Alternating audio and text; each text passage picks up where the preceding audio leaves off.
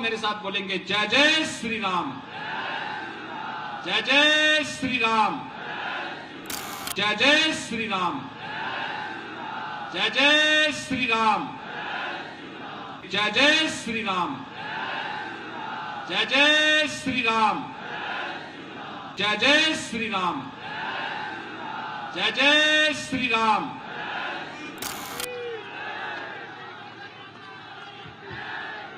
भारत माता की, भारत माता की, भारत माता की।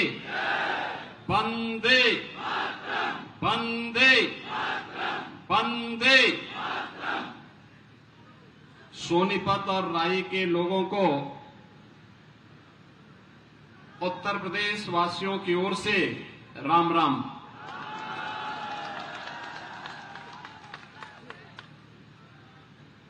मंच पर उपस्थित भारतीय जनता पार्टी के कर्मठ और लोकप्रिय प्रदेश अध्यक्ष श्री मोहनलाल बड़ोली जी, भारतीय जनता पार्टी के लोकप्रिय प्रत्याशी पूर्व मंत्री श्रीमती कृष्णा गहलावत जी, जिलाध्यक्ष श्री जसवीर दौदवा जी, प्रभारी राई विधानसभा श्री आनंद हुड्डा जी, सुशील त्यागी जी, योगेश जठेरडी जी, पद्म पुरस्कार से सम्मानित हमारे प्रगतिशील किसान श्री कंवल सिंह चौहान जी, अध्यक्ष जखोली मंडल श्री अरुण चौहान जी, श्री अशोक भारद्वाज जी, मुकेश बसोदी जी, श्री नवीन सरपंच जी, श्रीमती शिमला देवी जी और भारी संख्या में उपस्थित राई विधानसभा क्षेत्र में अपना आशीर्वाद देने के लिए उपस्थित विधानसभा के सभी मेरे बहनों और भाइयों, इस पावन धरा को जो देश के शौर्य और स्वाभिमान की प्रतीक है, इस धरा को कोटि कोटि नमन करते हुए मैं आप सबका हृदय से स्वागत करता हूं, अभिनंदन करता हूं।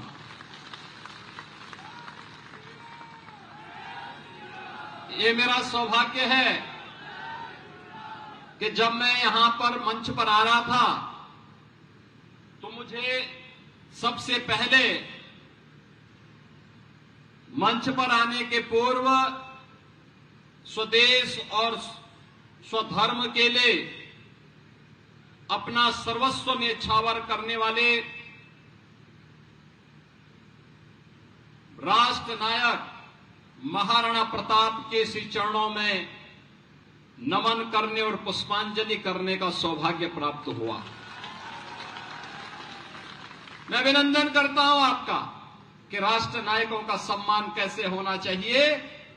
महाराणा प्रताप की अश्वारोही भव्य प्रतिमा इस बात की प्रतीक है और हमें जब तक इस प्रकार के राष्ट्र नायकों का सानिध्य प्राप्त होता रहेगा, भारत का कोई बाल बांका नहीं कर पाएगा।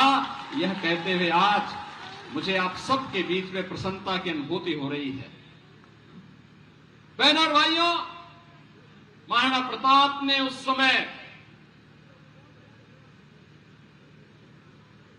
जो सबसे बड़ी विदेशी हुकूमत थी, ताकत थी, उन आक्रांताओं को चुनौती दी थी। महाराणा प्रताप की लड़ाई सत्ता की लड़ाई नहीं थी और स्वाभिमान की लड़ाई थी, स्वदेश और स्वधर्म की लड़ाई थी।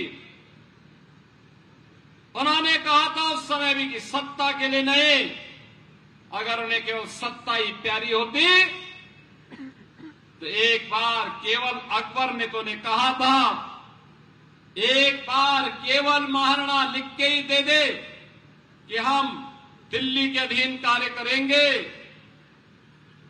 तो उनकी सत्ता को, चित्तौड़ और मेवाड़ की सत्ता को हम छेड़ेंगे नहीं।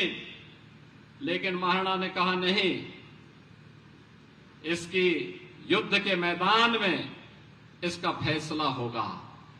और बहनों और भाइयों, महाराणा प्रताप ने उस समय की जो सबसे बड़ी चुनौती थी उसका मुकाबला करते हुए अंततः अपने जीवन के कालखंड में वे सभी किले और दुर्ग अकबर से वापस लिए थे। अकबर को उस समय उन्होंने चुनौती देते हुए किस तरीके से मेवाड़ और चित्तौड़गढ़ के स्वाभिमान और सम्मान की रक्षा करते हुए स्वदेश और स्वधर्म के लिए उन्होंने कार्य किया था, आज भी भारत के इतिहास का स्वर्णाक्षर इससे भरा पड़ा है। महाराणा प्रताप ने तत्कालीन समाज को जोड़ा था। वहां के मीना, कोल, भील, भामाशाह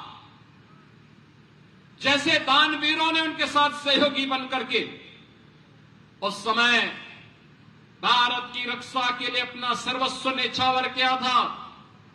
और जिस देश में भामाशाह होंगे, जिस देश में महाराणा प्रताप जैसे स्वदेश और स्वधर्म पर सर्वस्व न्यौछावर करने वाले महावीर होंगे,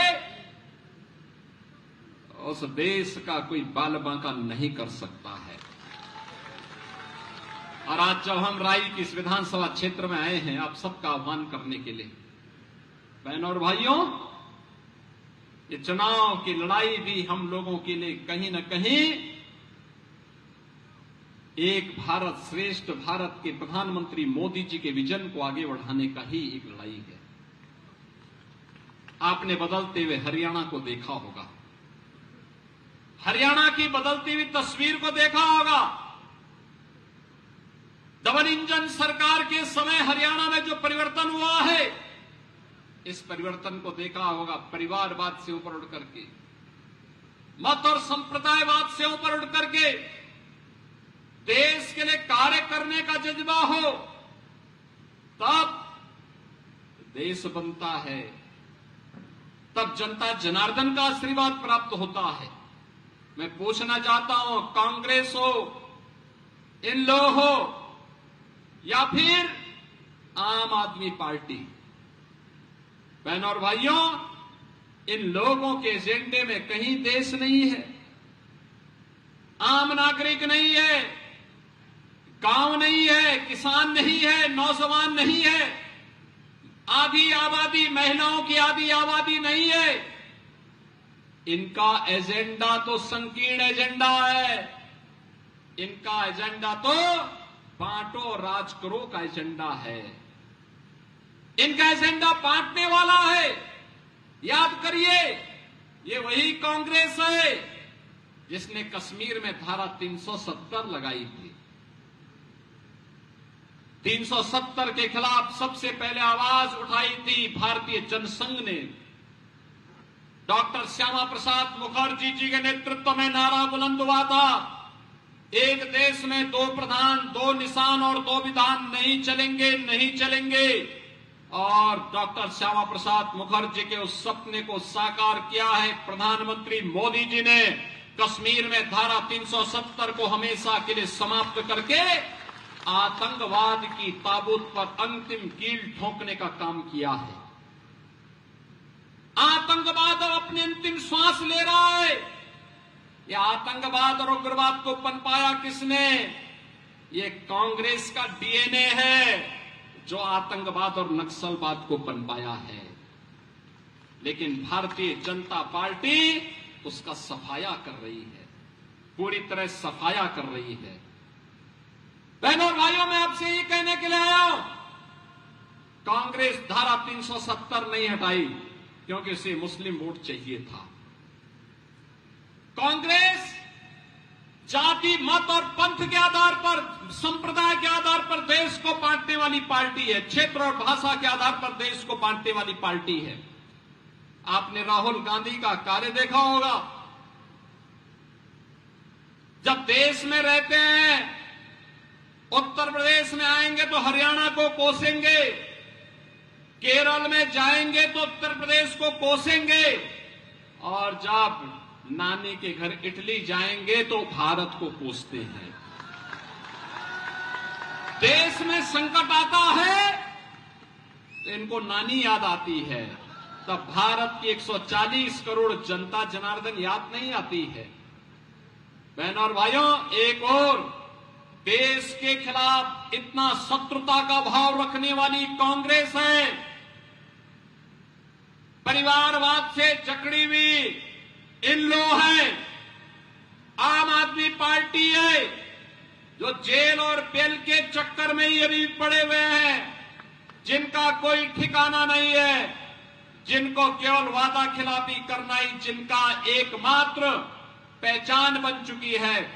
और दूसरी तरफ प्रधानमंत्री मोदी जी के नेतृत्व में भारतीय जनता पार्टी है, जो कहा सो किया, सुरक्षा और समृद्धि का बेहतर कार्य करके दिखाया है। श्री मनोहर लाल खट्टर जी हो या फिर श्री नायब सिंह सैनी, हरियाणा के विकास के लिए पूरी प्रतिबद्धता के साथ कार्य करते हुए इन लोगों ने हरियाणा को भारत के विकास का एक केंद्र बिंदु बनाने का कार्य किया है।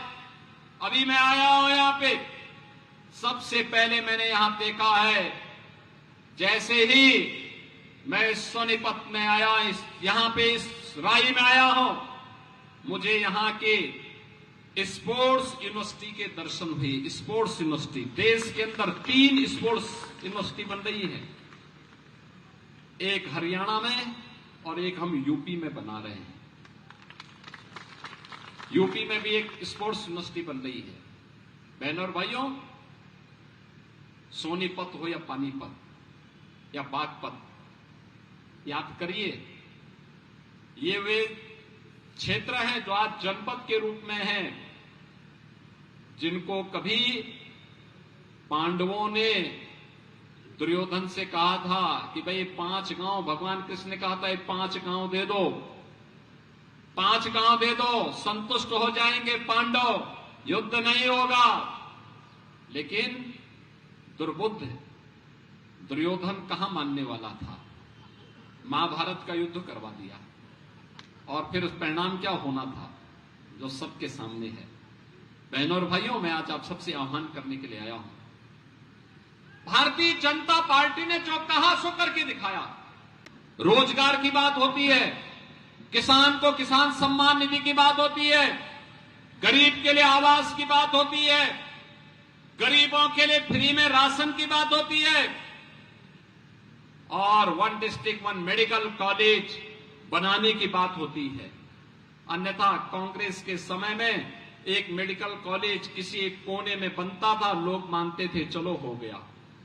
लेकिन आज तो हर जिले में एक मेडिकल कॉलेज बनाया जा रहा है, हर घर नल की योजना से शुद्ध पेयजल उपलब्ध करवाने का कार्य किया जा रहा है, स्पोर्ट्स यूनिवर्सिटी बन रही है, विकास समान रूप से हो, कहीं कोई भेदभाव न हो, यह भारतीय जनता पार्टी करके दिखा रही है।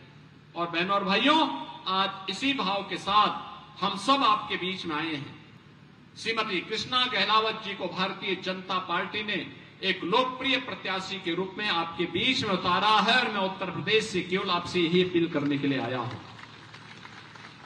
कि श्रीमती कृष्णा गहलावत जी के पास एक लंबा अनुभव है, प्रशासन का भी, एक जनप्रतिनिधि के रूप में भी, और साथ साथ नौजवानों को रोजगार के साथ कैसे जोड़ना है, इंडस्ट्री और इंस्टीट्यूशन को आपस में जोड़ करके रोजगार की नई संभावनाओं को कैसे आगे बढ़ाया जाता है, यह कार्य भी वो तेजी के साथ आगे कर सकती है। और इसलिए भारतीय जनता पार्टी ने एक लोकप्रिय नेता के रूप में उन्हें आपके बीच में उतार करके आप सबका आशीर्वाद उन्हें प्राप्त हो, फिर से डबल इंजन की सरकार श्री नायब सिंह सैनी के नेतृत्व में हरियाणा के अंदर बने, विकास की नई बहार हो और नायब सिंह सैनी की सरकार हो, इस विश्वास के साथ भारतीय जनता पार्टी ने श्रीमती कृष्णा गहलावत जी को अपने प्रत्याशी के रूप में आपके बीच में उतारा है।